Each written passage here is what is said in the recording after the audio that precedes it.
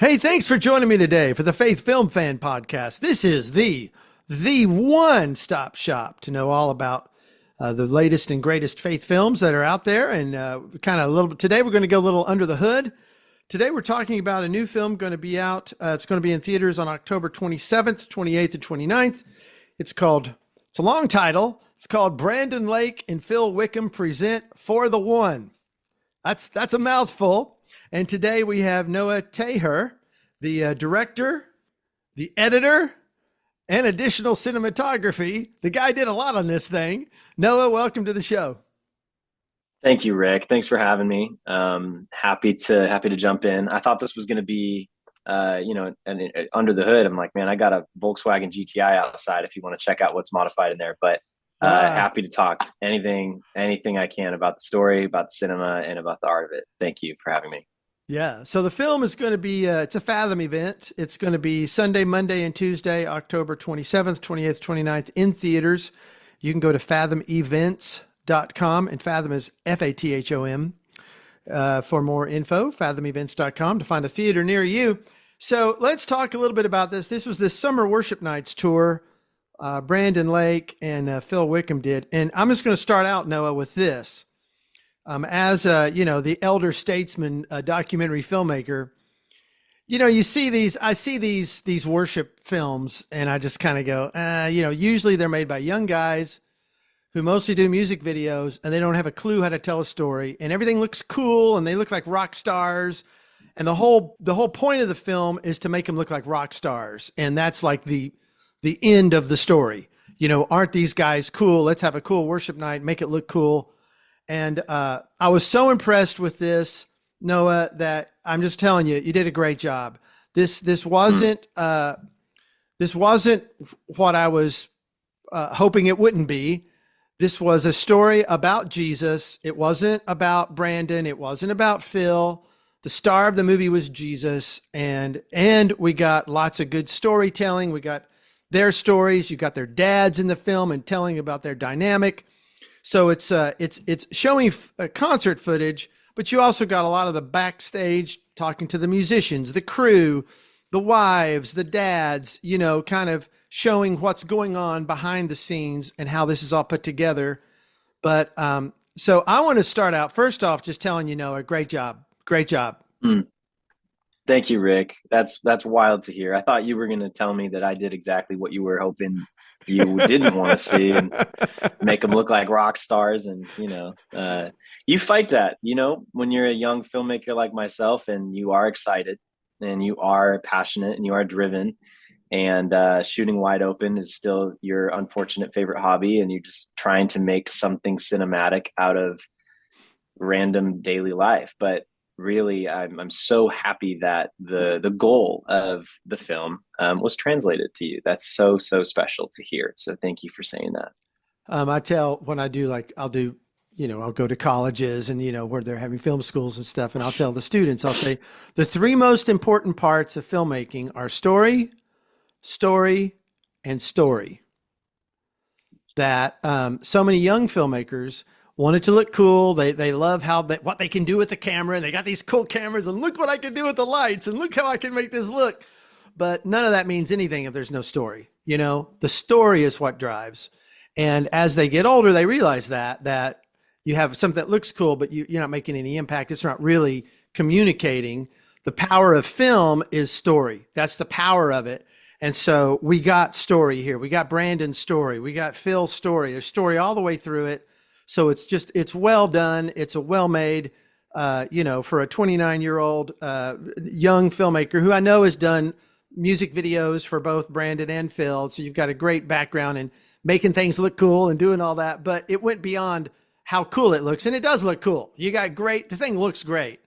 Great job. So let's talk. I'd like to start off talking first about your commitment to Christ. When did you tell me a little about your relationship with Jesus?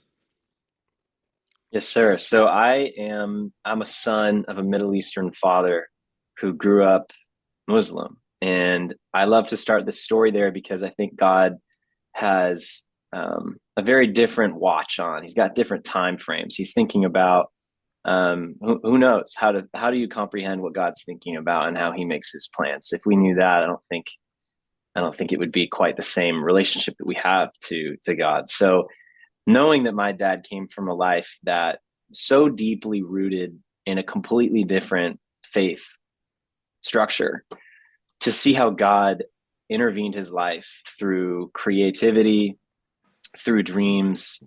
You hear sometimes stories of people who might believe in the Muslim faith being uh, kind of interceded in dreams and visions of a man in white. And my dad has a really similar story. And, that's amazing as it is. And I could go into so much of that. Knowing that my father moved away from his family, a loving family, and in full strength and full honor and full love for every one of those members of the family, and regardless of what they believe, we know God's with them. And man, to uproot your life, to move to the United States, to meet someone here, to have a family here, that's my dad's story. And so I grew up with a convicted father like that, who's like, hey, I kind of took a chance, and I think I believe in this Jesus Christ. And it took a lot, it wasn't how I was raised. And then he raised me and my brothers like that. So from that perspective, it wasn't long before I was making those decisions on my own. As a 16-year-old, I was playing guitar in a small worship band, and I don't know, it's something about the artistic pursuit that made me feel connected to the Lord. And I think as he's a creator, I found him most in my own beliefs as I was creating. How could you not relate to someone who created the earth when you are creating something yourself? And I found myself so convicted by my dad's story, and so in love with how God was meeting me in my creative journey.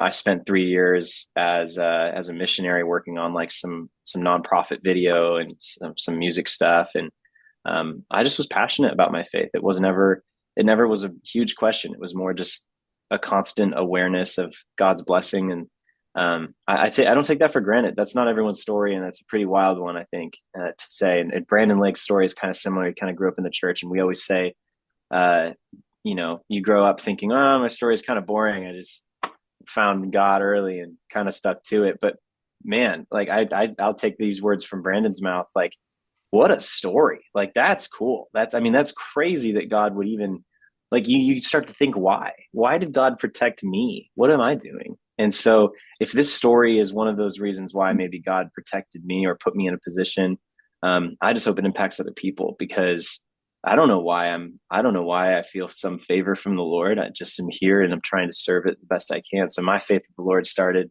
when I was young, and it has a lot of deep conviction, and it has a lot of ties to my creativity. Well, that came through in the film. So many films today, they're faith light, they're, faith plus. This is unapologetically Christian. The gospel is forefront. Jesus is the star of the film. Phil is not the star. Brandon is not the star. Everything's pointing to Jesus, and there's no apologies made for the faith in Christ and what this message is. Great job. Great job, Noah. You knocked it out of the park, because it's so easy to take the Hollywood route and make them look like a bunch of rock stars on the big stage with the big lights and the big band, but you didn't do that. And great job. Good job. Let's talk about that. Talk about your passion for telling this story and highlighting Christ. Sure. Yeah. I must have been like 3 or 4 years ago now that I met Phil. And when I did, I thought to myself, well, first of all, I was like, what am I doing here? This is crazy. To be asked to work with him on a couple projects, really just photographing what he was doing day to day and capturing behind the scenes on things. Well, that transitioned into directing some music videos for him. That transitioned into directing music videos for Brandon Lake, both the guys under the same management. That friendship was really born. And I got to be around for some of the beginning of that. What I got to see most was the fact they were really, really passionate about protecting their family and about protecting their time with the Lord and protecting the environment in which they write music. Uh, they love traveling, they love sharing, but they really have a very solid foundation of faith in their families. And the reason we made this film is we wanted it to be the same message that they have been writing with their whole life, writing songs with their whole life, touring with their whole life. And that's where the phrase "for the one" came from. It was like a joke that I had said one time where I was like, man, like, what do we title this thing? Like, even before some of the film kind of came out and we started filming things, I think I came up with the phrase of like, this is like the motto of of the team. Like, why do we do this? Like, if you had one thing you could say why we do this, it's for the one. And it's a biblical concept too. It's like Jesus would leave the 99, and there's a sacrifice made, but it's worth it. And you're like, who's this impacting? It's like, well, if it's one person, it's worth it. And that's why it's worth going out on a limb to preach the gospel. That's why it's worth going out on a limb to capture these guys, not knowing what was going to happen with the footage, not knowing if anything was going to happen, but treating it like the most precious thing that I could, and knowing that holding that shot and some of the footage is more shaky than I would have liked, but it's because I was the only one kind of shooting most of it in the tour scenes. And, I just was like holding this camera up for like hours and just like, but this is the moment, you get tense. So I think it's the passion of just seeing them, knowing who they are as fathers and husbands and believers in Christ. It made me feel something when I would spend time with them in the tour bus on the road. And I always thought, how could I let this feeling, how could I let that go into others? Because it's inspiring me too, like as a creative and as a person who is not a husband or a father yet, but one day I would love to be, and I'd love to see myself influenced by the beauty that I've seen from them. And then on top of that, the faith I have in Christ is the same faith that they have. And so I felt so inspired. I'm like, that's the feeling I was trying to give others, is an inside look that was, yes, curious and fun.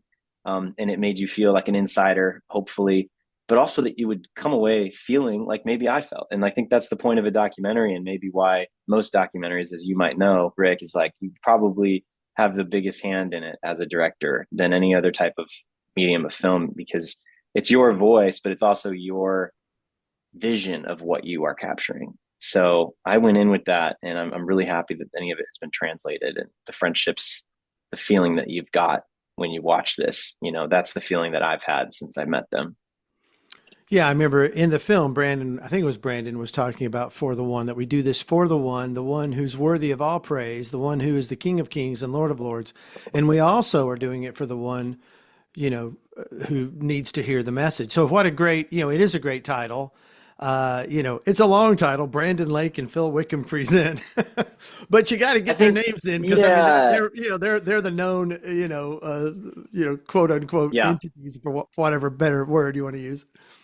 it would have been silly to leave their names out of it. I think from a just a marketing standpoint of like, and I know I don't mean that to sound gross, like to water down what we meant to do, but we want people to know who's behind it and what it's about. And we're not a team of people known as filmmakers. We're a team of people known as in the music industry, and so the name has a strong connection. And I think that on the ticket stub, it's printed and it's just got Brandon Lake and Phil for the one. It's cool.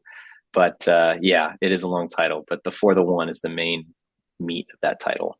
So is this your first full length documentary? Yes, so this is my first feature length documentary. I've Great only job. ever hit 12 minutes on anything else. So Great job. And I noticed you edited it too. So thank you. first off, let's talk about the live footage. 8 camera shoot. How many operators did you have? On the day, and I wouldn't get this detailed with everyone, but knowing our audience here, potentially, Rick, I think it'd be fun for people to know. We shot with 9 cameras on the original recorded date, which is August 3rd in Louisville, Kentucky.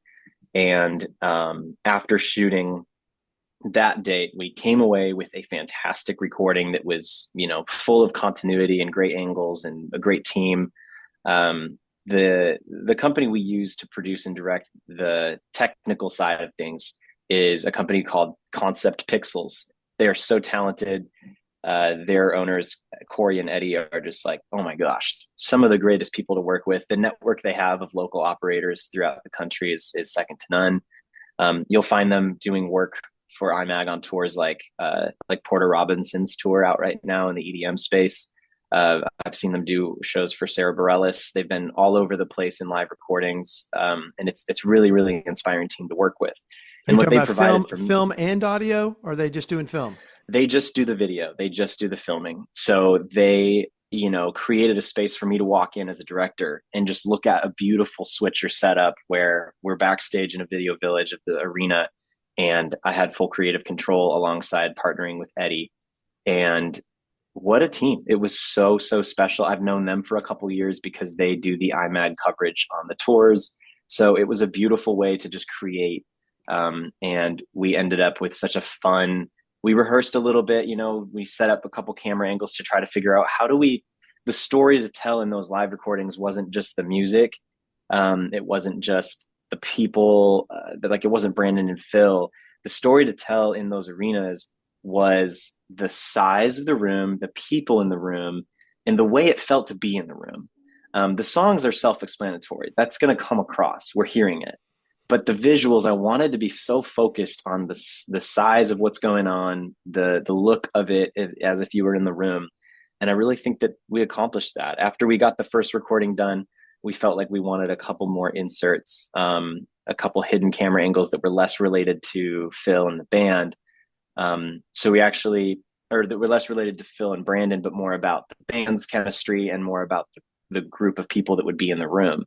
So we sent a couple pickup shots. We did 4 pickup angles over the next week or two, getting a couple more close-ups of the band, as you might for any recording like this, asking the band to wear the same clothing, and then getting some close-ups of the crowd in worship, whether it's a hand in the air or a side profile of the face of someone, or a wide shot of the arena side. And it's really hard to tell the difference from one arena to the next when you're with the same lighting rig. So it worked out really well. I think the total, we must have had about at that point like 13 camera angles, everything recorded in red raw on red Komodos, and it was like, what a great capture. I'm really proud of that. And then you got to edit. Now you're doing because I know you do a line edit while you're there, but then you take it all back and then you're editing a 13 camera shoot, right? Yes. Wow. Yes, it's crazy. It's one of those things that man, the Concept Pixels team took back the edit from the live stuff and they edited all the songs into a version 1, to take some weight off of my plate. Corey Reynolds did that edit, and it was phenomenal to receive.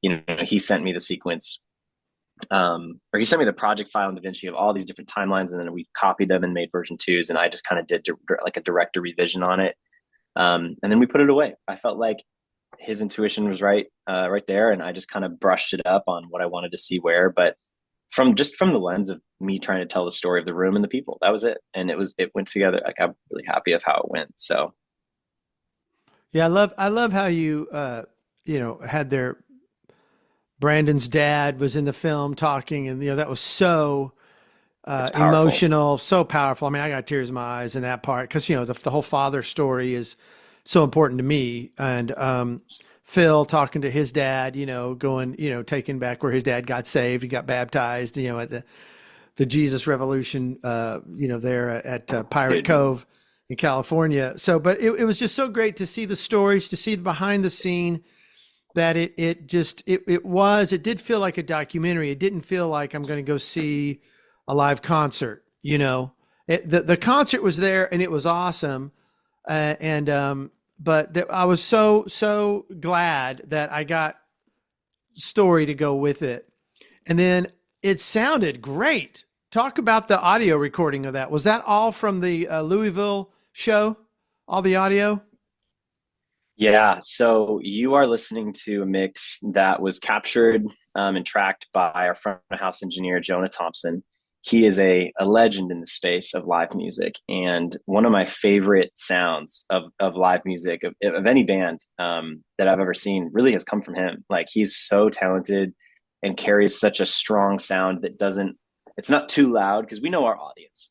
We know there's people who are there who are, we don't want to make it seem like we're competing with AC/DC on tour from the 80s. We want it to feel loud and modern and very, very unique, a level that you won't get at a typical, you might be used to hearing some of these songs played by your church band, and we want it to sound like the biggest and fullest representation of what they can be, both for creative inspiration and just for like the production value of coming to a venue. Like that's insane that, you know, you're paying money for a ticket. We're booking this massive venue and we're traveling from city to city.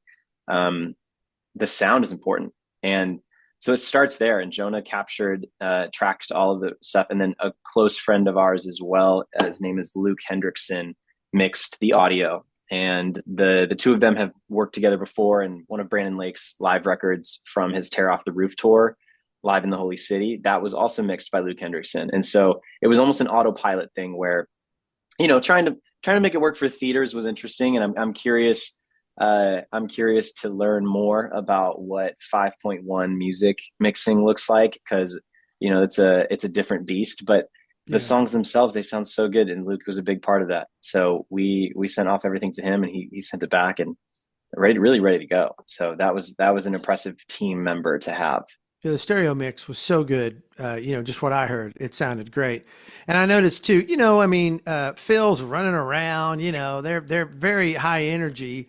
So I noticed a couple of times that there had been some looping done, you know, with some, did they go back in and fix up some vocals and some of that stuff, kind of just to sweeten it up a little bit?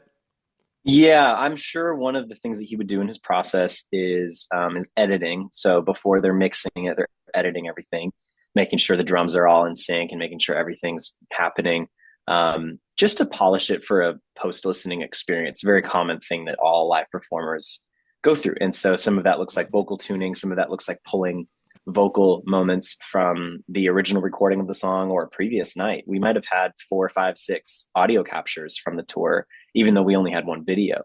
And so they're pulling live vocals from who knows how many different nights, and really just creating the best version of what exists for us to work with. So yeah. Phil they didn't come back in and re-sing. You had it multiple nights. No. So if he's, you know, they're, come on everybody, you know, and the mics kind of gets off, you know, he's holding it, but he might get excited and the mic not be close to his mouth anymore. And you're not getting, you know, by definition, you're not hearing what he's saying. So you just grab that from another night. Yeah. And I would say, I mean, I shouldn't say this, but my gut tells me that close to 90% or more of everything was from that one night. Wow. We set up 16 crowd mics around the room to try and make sure that we could do the most work in post with making those crowds sound big and electric, so that the mix you're hearing in the film is a little bit more washy and a little bit more crowd heavy than you might experience in a typical live recorded that might live on Spotify or Apple Music.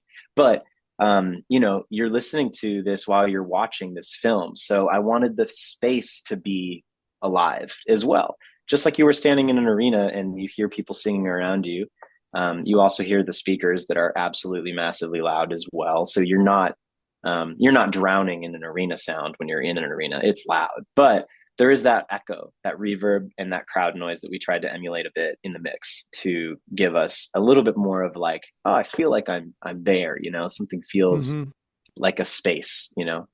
Well, the performance was great. I mean, Brandon was just, they're crazy, off the charts talented. I mean, the guy sings so stinking good, and Phil as well, and the band was great. So talented. So, you know, from all that perspective, it's a great show. It's a great, but you know, I love how you just didn't stay there. Like you pull the music down, you know, the audio mix, it's down, and now we're going to have story. Now we're hearing Phil talk, we're hearing Brandon talk, and we're hearing them talk about their experience, getting the tour ready, their family, you know, just the things of how that's relating to them, how they write the songs. You got so much going on here. So I just love that. I thought that was really well done. You know, thank you. It didn't live as a rock concert, you know, it was so much more than that. And so that was so pleasantly surprised. So did Brandon and Phil have input in terms of the tone and the message of the film? You know, we spent more time discussing what the dream output was than we did on the film. And I think that goes with almost everything they do. You know, we want to create something sharp and something specific and something that carries a goal, a very clear goal for everyone involved. And one of the things we did was we spent a couple months trying to figure out, what is this and what is it not? How do we create the most honest representation of what they're doing? How do we give people the right inside look to keep it interesting how do we make sure it's something they're proud of and that they're in love with as a piece, in the midst of their insanely busy schedule as well. And they're in the middle of a season that's just really busy, and they're traveling so much, and they might lose over 100 days with their family a year. So that's a massive sacrifice to begin with. And they understand how favored really what they get to do is. It's not like they don't. But when your 5-year-old kid is like, all he knows is 1,000 days, and you've missed 100 or 400 of them, you can start to feel why that makes a difference. And so I think for the guys, I wanted to know that I could still protect their time with their family while doing this, and know that this was something that would just slide in and add to what's happening, and honestly tell a story that was just there. I didn't want to have to change much. I didn't want to have to do anything. And I think in documentary, that's the point anyways. You want to walk in and just turn on the camera and then come away with something that makes sense. And it sounds really hard because it kind of is sometimes. So Yeah. I'm so thankful that they gave me that attention ahead of time, to allow us to find that really narrow spot. And really the purpose of this is the title. It's for the one. Like this movie is the same purpose as their tour. It's like we did this for the one person who might go to the theater. And we did this for the Lord, of course. Yes. Like, God, this is for you. We lay this at your feet. I remember being in the editing room, submitting our DCP, knowing that there's probably a couple little errors in there. Probably a couple little things I wish I could change. If you give me a week, I'll want another one. I could keep Absolutely. Yeah. going. You'll never reach perfection ever. Yeah. And just knowing that, like, all right, God, I sacrificed this to you. And is it perfect? No. Is it ever going to be perfect? No. But your will with it will be perfect. And so whoever comes to these theaters, whoever watches it on an online platform one day when it reaches online, if it ever does, it's like, man, yeah, that's the purpose. And so really doing it for that one person who would come and watch it. So the way we did that is just by making sure that, like, okay, well, if it is for that one person, what needs to be in there? It's like, well, we need to make sure the gospel presentation is in there. We need to make sure the celebration and reveal of who's making those decisions in the room is in there. We need to make sure that the convictions with the families and the root of the faith of Brandon and Phil is in there, and the camaraderie too. There's a really fun element of certain parts of the film, and I laugh harder on some of these tours than I do in a lot of places. And it's just like their sense of humor is a really beautiful visual to me of how much they trust the Lord, because they're just living in joy. And humor is a big part of feeling so relaxed and at peace. And I'm so happy that we're able to capture some of that too, because it really helps portray that narrow vision that we always started with, of like, yes, Brandon and Phil had this input of like, Noah, we can't do something if it's like you sat me in a chair and I cried because I was like talking about how I lost my voice. It's like, no, I need it to come from a place of championing what God had done in that and what I had learned in my identity. We don't want to be inspiring people by taking them down an emotional pit. That's one way we could have done it. We wanted to inspire people by showing the end result of what God had done in their life. Like, this is how fruit was born. This is how trials turned into something God was using. And focus less on because most documentary, you get this idea as a filmmaker, like, I got to find the drama. I got to grab it and stick with it for 20 minutes and make people feel so broken for this character. But I've watched a couple music docs where the lead is crying in an empty stadium because he had to cancel a show. He's like, oh, I had to cancel the show and I feel so bad. These fans are devastated. But if you linger too much on something that ends up with redemption, it cheapens the effect, I think. And it's like, that wasn't what this story was about. The story was about what God is doing and the beauty of it, and taking the risk of staying maybe more positive than some documentaries might, knowing that was the purpose and the goal. And it wasn't to overshare in the family world. It wasn't to overshare in the success world. It was to overshare on the gospel. And that was the reason that Phil and Brandon ultimately greenlit the project. Is they're like, if you can do that, like if you can tell this story in a way that impacts people in the room, like that's what makes this worth it. That's what makes it work for them, and that's what makes them want to get behind it. I noticed Phil's wife wasn't in the film. Was that part of why did she not want to be in? I think it's a mixture of timing with like, who do we have time with in their hometowns, and who was just passionate enough to like reach for the time. There's a lot of footage that exists that is not in the film, and every member of their families exists in that original footage of capture. And ultimately, there was a lot of cut scenes and a lot of things going on. So yeah, I don't know if it was more or less the focus was so heavily on what the tour is and what the purpose is, that I don't even know if we thought too much about like the purpose behind what family members were in there or not. Because I know that, you see two fathers and you see Brittany Lake, Brandon's wife, and I don't think you might see a glimpse of some family members, but you don't see interviews from anyone else. So Mhm. yeah, I think we just drew the line at like what do we have that is ultimately very direct about the tour. And so I think that's where, Brittany's scene came into play, where she happened to be at one of the events, and we sat down with her at a sunset and no lights, and it was a beautiful little scene. Mhm. And she talked about how the tour kind of, they need reviving when they come home. And I know for a fact that's the same thing Phil's wife would have said too. It's like home is for being revived. And Mhm. so, yeah, I think if we had a longer film or a more specific film, it would have been easier to include the mothers and both wives and maybe even some of the kids. They're so fun. So, Well, yeah, the focus. I mean, it was clear the focus was so many. There's so much weirdness about these rock star bands that are quote unquote worship bands, and it's all rock star stuff, and it's all how my hair looks and how my t-shirt looks and how cool I look, and the lighting and the smoke machines, and a lot of the songs we're just singing about ourselves. There's hardly any doctrine in a lot of what's going on out there. There's just a lot of bad. I'm a worship leader and a songwriter. My past was I was a former recording artist, so I can. But I love how especially Phil, so much doctrine is in the songs there. So that checked a box for me. It's like, whew, all right, they didn't do that. These aren't these songs singing about myself and how God's my chick. He's a chick. He's my girlfriend.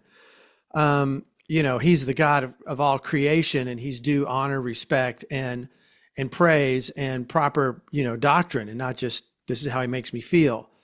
And so we got that in there. That was great. But the heart of the film was very Christ focused. He's the King. He's the God. And so what's so great is you got these big rock and roll concerts and big lights and stuff. But it was so clear the heart of Brandon and Phil was to the highlight was Christ. The highlight was Jesus, and he's to be worshiped and praised. And our Father is a good Father, and we worship him and we give him everything. And that's why they were there. That's what they wanted to see. And this is a good film for someone to take a young non-believer to. If you're a friend and you got a girlfriend or a guy, you got a buddy who's maybe on the fence, this is a good movie to take him to. I really do. That message comes through, and that moment, where Brandon shares the gospel and you see all these people respond to the gospel.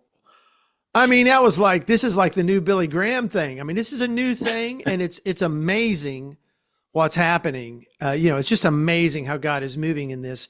So I'm really praying that God uses this film to do more than just bless the church, which it will, but to draw people in, who maybe are on the fence, or maybe they've been kind of fallen away, and just draw them back to a commitment to Christ that is real and something that is powerful. So talk about then the challenge now in the edit, right? We've got all this stuff. I've got Brandon. I've got his family. yep. I got Hmm. Phil. I got his family.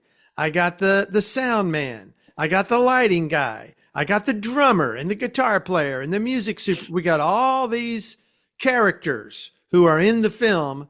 So then talk about that edit, how you blend it all together, and a big, huge concert with a massive light show and big stage. And, this thing looks just top notch. And when you were seeing it, you're going, oh my gosh, this is amazing. This is so good.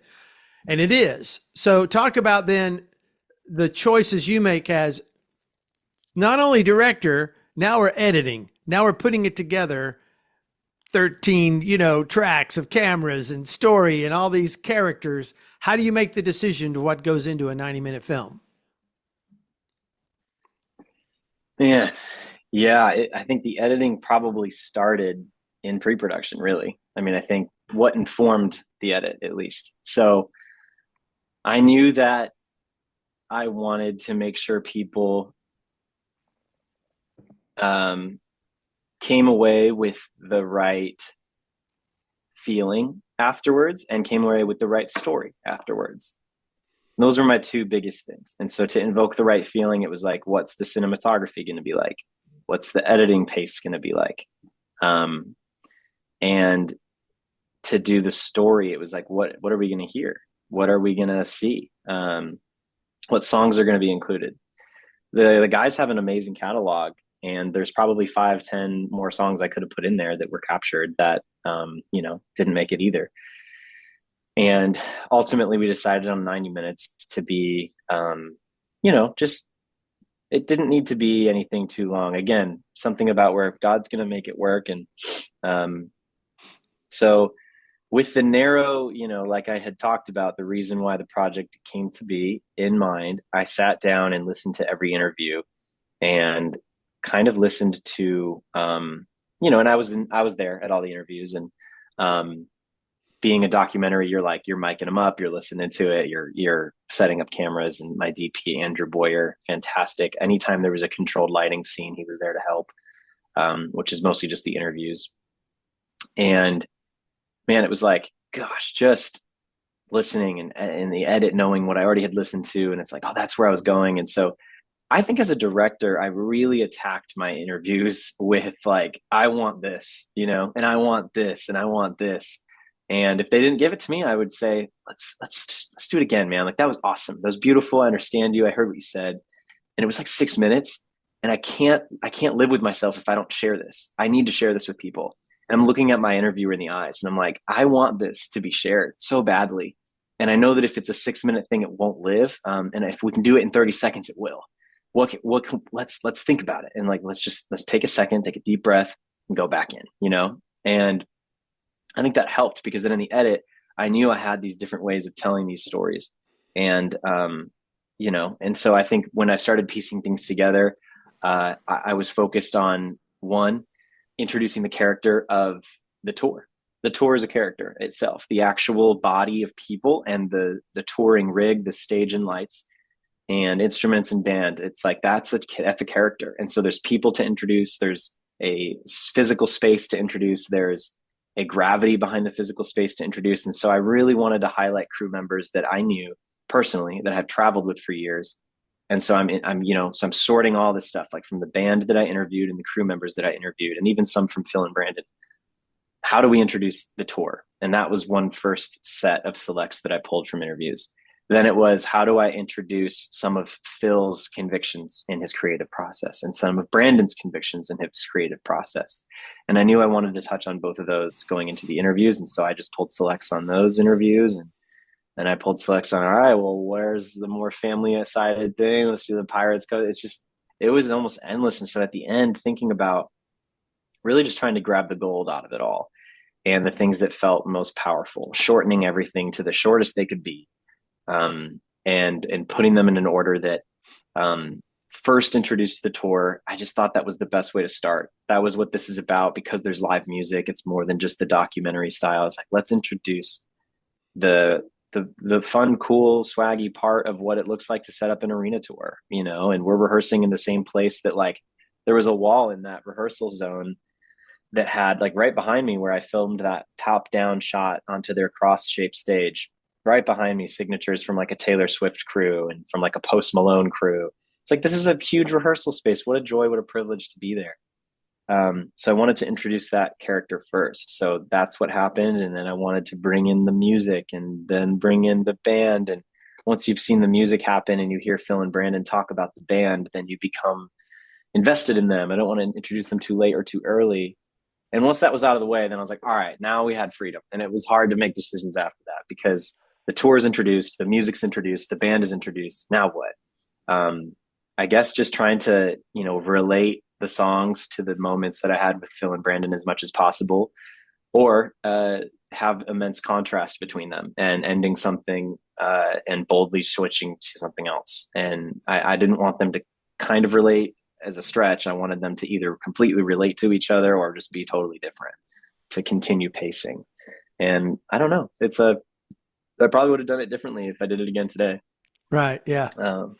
But that was my best guess, is just know the characters I wanted to introduce, and introduce the tour as a body first, introduce Phil and Brandon as people second, and then introduce the mission by the end. And really that mission is hinted at from minute one. So you hear little hints from all the crew members and the band and the performances. You hear those hints, and then at that end, in that third act, when we're talking about the gospel being preached, it all makes sense. It ties together. Right after we get to know the tour, that's their mission. We get to know Brandon and Phil, that's their mission. And we get to see the result.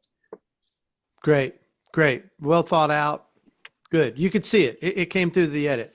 So what are your hopes, Noah? What are your hopes for the film?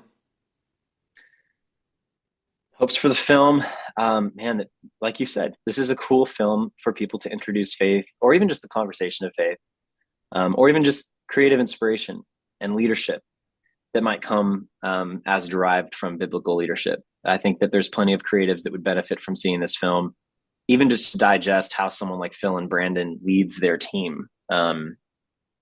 And beyond that, really to give people another area in the world and the ecosystem of Christian music that Brandon and Phil are a part of, another area to find the Lord and to find the truth of the gospel. The For the One will stay, evergreen as a true documentary that will live the test of time.